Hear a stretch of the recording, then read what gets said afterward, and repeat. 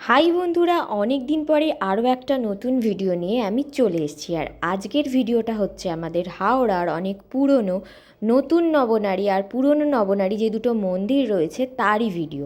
আর আজ হচ্ছে 16ই আগস্ট। আজ আমাদের এখানে হাওড়ার বহু প্রাচীন বলতে পারো রাম বিসর্জন। তো তার আগে আমিও পৌঁছে গেছিলাম এই নবনারী দুটো যে ঠাকুর রয়েছে এই দুটোকে আমি দেখার জন্য।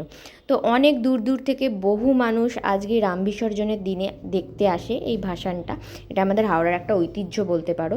রামভাসানে বিশাল ভিড় হয়, তো তোমরাও চাইলে পরের বার আসতে পারো। চলো, টাটা।